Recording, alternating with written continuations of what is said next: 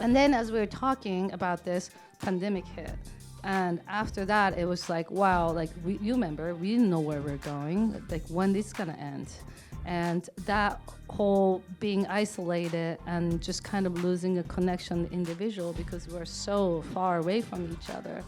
I thought that there'll be something very beautiful that if we can find a movie about human connections, and really it doesn't matter what color of skin we are or where we've come from or which country we exist. But I felt like there's a story that something that I really felt deeply in my gut that, yeah, we can just see what happens with it.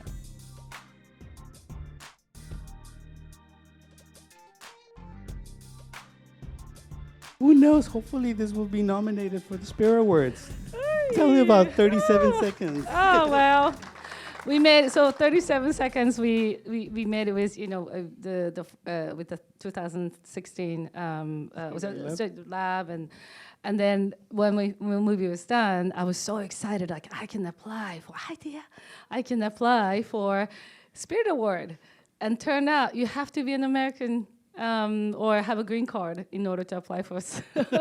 And I did not get my green card in time, so I had to pass this one. So hopefully, fingers crossed. Fingers crossed, yes. So let's go to the obligatory question. Sure. What first inspired Rental Family, and why did this story feel important for you and to tell now? Sure.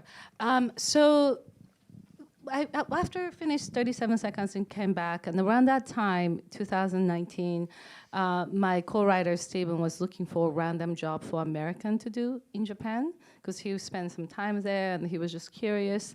And one of the, there's a translator, English teacher, a butler cafe. You can dress up like a butler and then serve tea. And if you're an American guy, you can do that. And then there's a rental family business. And he was like, rental family, have you ever heard of this? And I was like, what do you mean rental family? How are you gonna rent to people? Like pretend to be your family member. And then sure enough, I looked in and there's a whole bunch of companies, and they started in the 80s. There's about 300 companies in Japan currently exist to provide similar services, right? And then I realized, oh, there's like renting a girlfriend, like renting a lab. There's like so many things that I remember just growing up, just weird things, but at the same time, it was just people were so lonely and just wanted to have a companionship. So, and then as we were talking about this, pandemic hit. And after that, it was like, wow, like you remember, we didn't know where we're going, like when this is gonna end. And that whole being isolated and just kind of losing a connection with the individual because we're so far away from each other. I thought that there'll be something very beautiful that if we can find a movie about human connections, and really it doesn't matter what color of skin we are or where we've come from or which country we exist. So that's when we kind of start talking about it. But I felt like there's a story that something that I really felt deeply in my gut that, yeah, we can just see what happens with it. And then we just start doing the research, like why this business exists in Japan, like what kind of people use these services, what kind of people who owns these services, somebody has to take care of it, right? So that was kind of our starting point. Eddie and Julia, what did you see in Hikari's earliest pitch or script that made you want to get on board? Either one of you, or both. I mean, if you don't want to say, it's okay. No. I think for us, it actually started before the pitch, to be honest. We had seen 37 seconds, and we loved the film. And if you haven't seen it, you should see it. It's fantastic. And so we were tracking HIKARI early days, and we wanted to work with her. And it just happened to be, I don't know, a moment of kismet around the same time. She had this idea with Steven, and we were speaking to her manager and agent. And they came in and they sat with us and they told us about this insane idea and this crazy world and this business. And we were kind of instantly hooked, and we wanted to work with them to develop the material. So they pitched us the movie, and we were lucky that they picked us as the producers of the film, and we developed it together. Oh, cool. Well, thank you for jumping on board and doing it. um, you know, the film Hikari has a quiet, lyrical, emotional tone. How did you find the balance between the subtlety and the emotional power? I think for me, going back to when we start writing a script, and it really was about the loneliness and the human connection, as he says. You know, nowadays, even back then, 4 or 5 years ago, we were just, and then through the pandemic, this was always our connection. You know, there's no really this, and it feels like it's just getting worse and worse. You just don't pick up a phone. You don't even call to leave a message. You leave a message through your text, and you send that off, rather than, hey, how are you? What's going on? I want, talk to you. And I just felt like the world is starting to divide a little bit more than ever.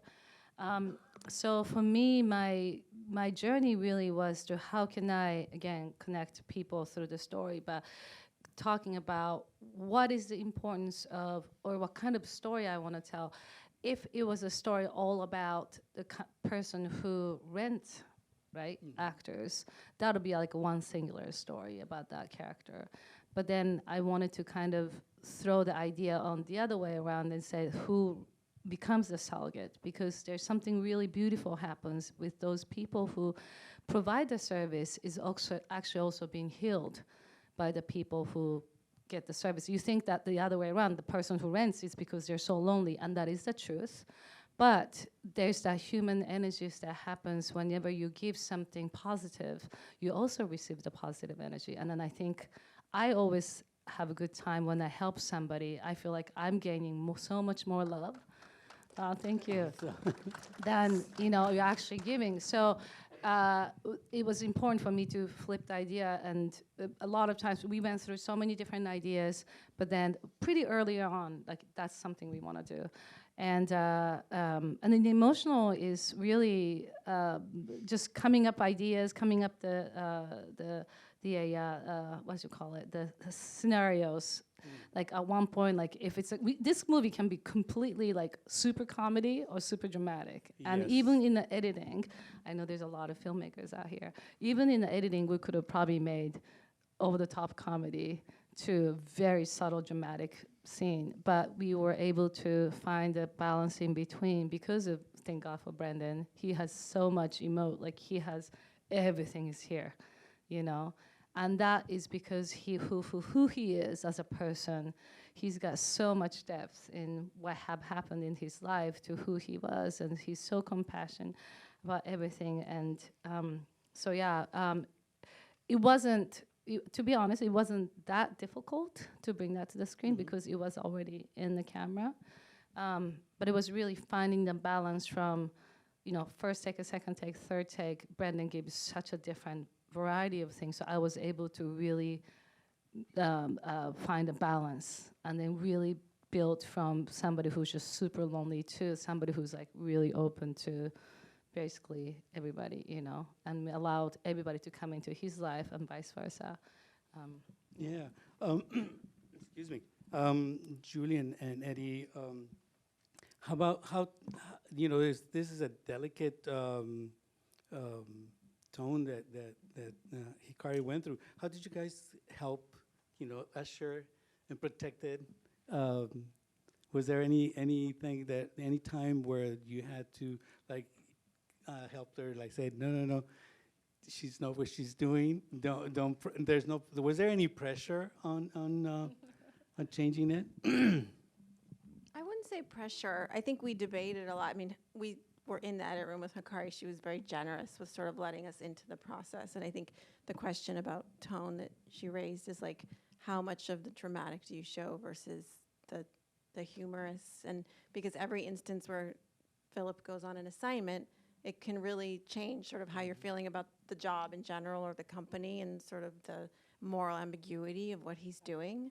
And so I think especially with the young girl, we talked a lot about where that scene on the bridge should take place and when is the right moment for them to sort of have that full circle of forgiveness with her mother as well.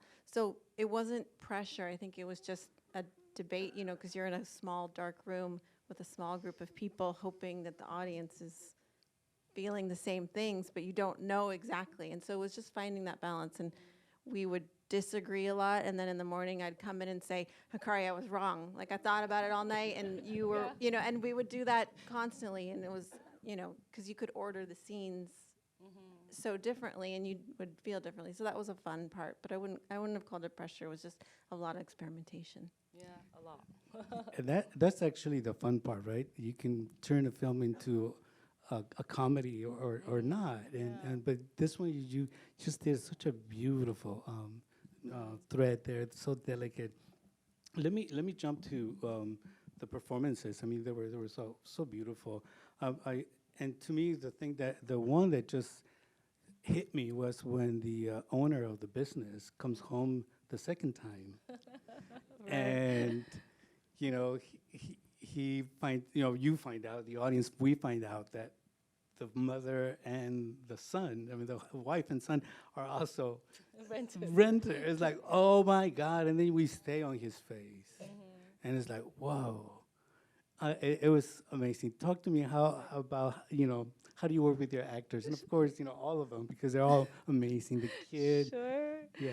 Every actor's obviously it's different how I work, how I give notes, approaches. Every single person is particularly on this one so different. Brendan is somebody one thing that I always focus is just give them as much backstory as possible. So individually, I basically had the whole history written down for individual characters. Easiest one was Mia because she's only 8. But Kiko was like, oh my God, it's like so much. But he's also a legendary actor, so he already understood where he is, and he also, that's something that he also talked about. When you really start losing your mind and forget your lines. And there's a really beautiful monologue that he had, which we did not use because we figured we did not need it that moment. But he also lived in this fear of like what ifs. So we kind of tapped into that emotion about him, and he was able to just move through that. Takehiro Hira, the guy who plays Tada, he also he says this is the least villain character role he ever played, because he's always played villains, like even in Shogun, and he's always a bad guy. So, he was kind of like making a movie with a brother. She's like, okay, this is what it says. He's like, okay, all right, let's try it. And Brendan is, incredible. He do one take first, 3 takes he gives is completely different. But then I'll let him do the first one, and then from there, okay, let's pull back, or let's just push this in moment. We just kind of talk through it. But yeah, on set, Brendan was probably the easiest. And then whereas Aiko, she actually has a really dark story herself itself as a character. So there's a lot happening internally, and which I really wanted her to audience to feel it. So we talked a lot, and that's what she liked. She used to be a journalist too, so she'd gone through a lot of those moments. And for me, each character represent all of us. Mia, Aiko's character is perhaps there's somebody like that in Japan or in America, anywhere really in the world, Middle East, or any parts of the world. There's somebody who cannot stand up for themselves. So I kind of wanted to give an example of, if you feel right, you have to stand up for yourself, right? So, and by you standing up for yourself, it says enough is enough. There's something, domino effect. Then the boss gets hit, and the boss has to rethink about his life, So all these things that as we were writing a script, figuring out how we do it, how we put together. So the backstory, giving them backstory individual was really helpful before we start shooting. And once we get to the set, I just have to remind them what happened before and where they are emotionally. So it was really a lot of fun, a lot of puzzling, but a lot of great time. And for you guys, was there a challenge like creating the safe and intimate space needed for the performers to? Honestly, I don't think so. I mean, I think it starts with Hikari, who created a safe space for everyone, right, and set a tone on set. And then she worked with the actors early days. They rehearsed. They did a lot of stuff together. So even before they started, they were kind of their own little rental family, right? They all, yeah. So there was just such a sense of community on our set, which was beautiful, and a sense of respect and grace and kindness for everyone. It doesn't matter what you did, and it didn't make a difference. And then Brendan, you know, when number one on the call sheet is so elegant and kind and knows everybody's name and says hello to everybody on set, that sets a tone for everyone. And so it was really, I think it started with the two of them, and then it trickled down to everyone. But you know, like the young girl in the movie, it's her first performance ever, which is remarkable, because she went toe-to-toe with Brendan on set. She showed up and she was sweet and fun and joyful, and just like a surge of like beautiful energy. You know, Brendan learned Japanese. He took 3 to 4 hours a week for 6 months. And Akira Moto learned English in the same way that Brendan learned Japanese. So like HIKARI kind of laid out that plan from the word go. And so yeah, it was really remarkable. Yeah. What about the visual language? Feels nice and tender and observant. Thank you. What guided your collaboration with the cinematographer? Sure. A lot of stuff because we had so much time in between from we start writing to we actually get to shoot, because there was a pandemic, and then once it was over, I jumped on to shoot Tokyo Vice. So I will write a couple of months. I jumped on Tokyo Vice. I was gone for 6 months, and then came back, and then wrote another 4 or 5 months, and then I jumped on to do Beef. And it was just continue. And then there's when we're ready to do it, Strike. the strike happened. Yeah, so it was like a lot of like, oh, ready to There's a go, lot and of now we're starts not and ready. stops. Okay, let's hold on for a second. So in that time, me and Stephen really had a chance, an opportunity to spend time on the talk about color theme, right? Color scheme, like how I wanted to develop, how we can develop the stories through visual language, and. For example, the colors kind of starts on blue tone, and that gradually changed into have a little bit of colors as Mia comes into life. We see little jellyfish, and then his room suddenly is a little bit warmer, and then continues on to at the end of the movie, he's going to this, to the journey with Kikuo, and also individual themes, like for example, Mia is like a little cat because she's so cute, and then Kikuo's theme was like the ocean. The ocean theme was throughout. So if you get the chance to watch it again. There's like a blue tapestry that goes behind the wall, around the wall, the first funeral, to just kind of slowly having this color throughout with the costume, the production design. So I was luckily, because of the time, we were able to spend that time to talk really about what the visual color is going to be. And then once we get to the location, but I just love shot. I used to be a DP, and I also love the photography aspect of it. So when I went to Location Scout, even though it's just one place where, for example, like when Mia's mom and Philip is having a conversation about practicing about the test or interview, there's like on mom's side, there's like a line, like the beautiful architecture that has, just giant, it looks like a line behind her.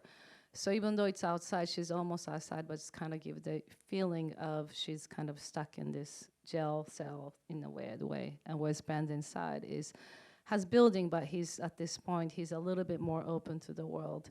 And his apartment, for example, when we start see him in the room, he's seeing everything through the glass, and then we see him through the glass. So he is in a way kind of like in the aquarium. We're watching him from a distance, even though we're close.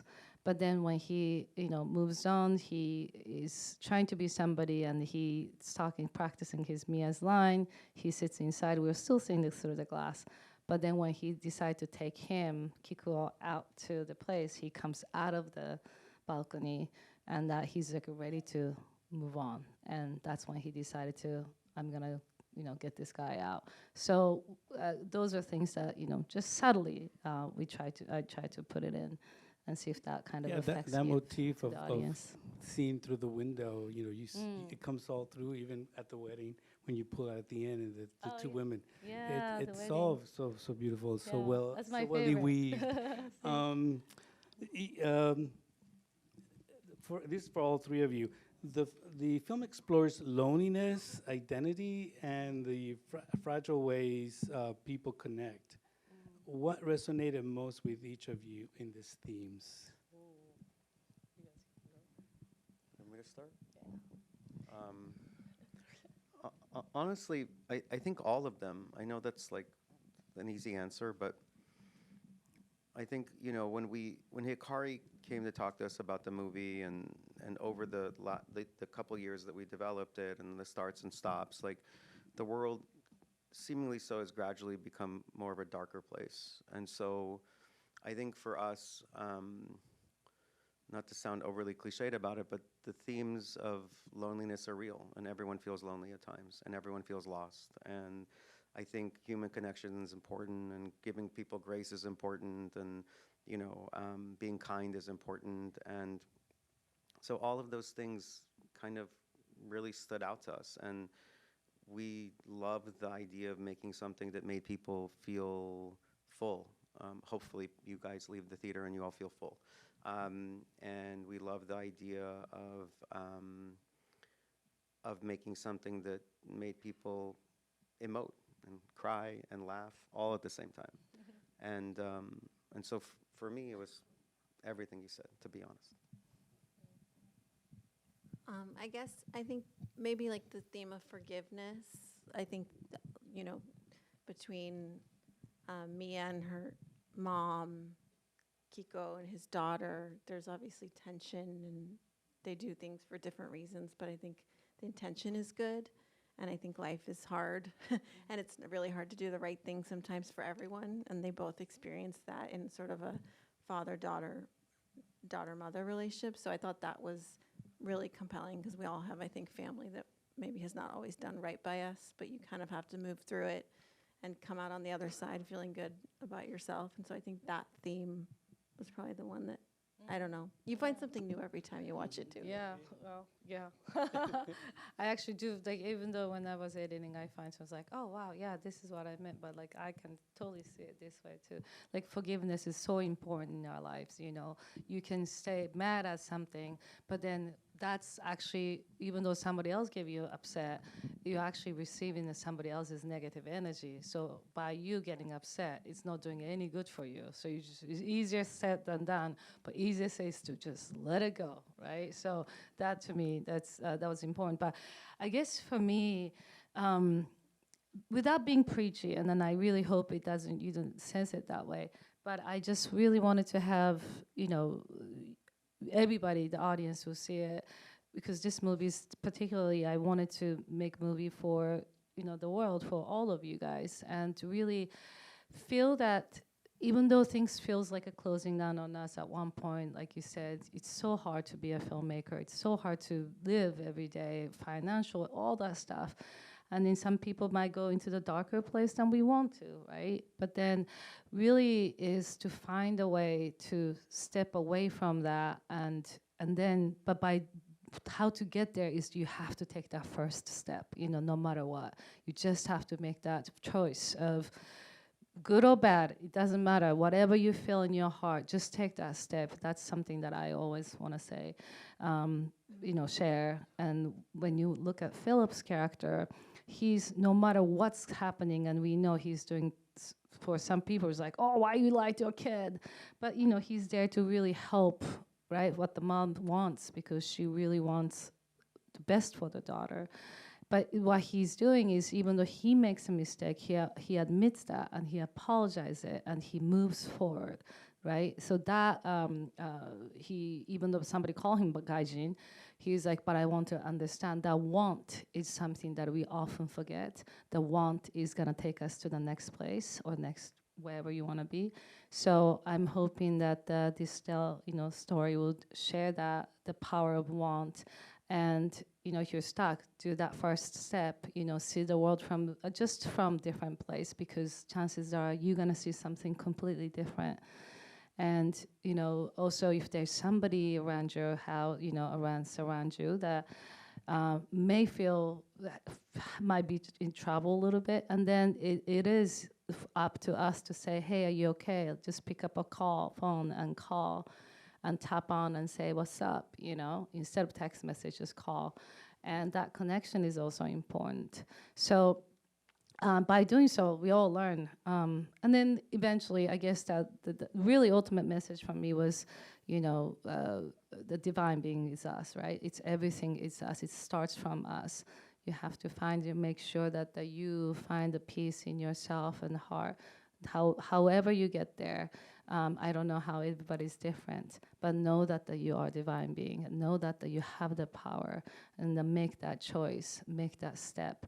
Because chances are, even though you get to the place that you didn't expect, and that part may not be good, but you're gonna learn something from it. And by making, sometimes making mistake, get us to the better place, because we become bigger as a person, and you learn so much, and then from there you continues.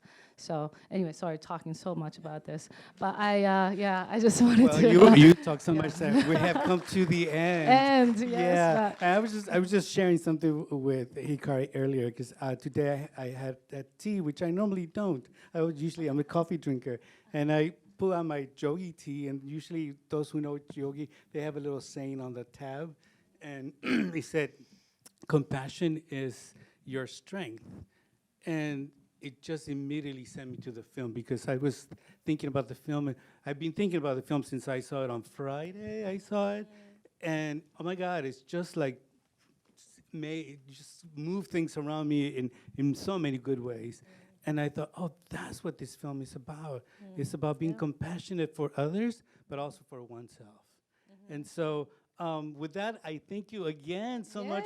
Thank you for making this film. I'm sure it's going to affect people. I hope it affects people. Thank you for being here. Yeah. Please share, tell your family and friends to go see it. Yes. And give it up again This once more weekend. for Thank you. Julia, Eddie, and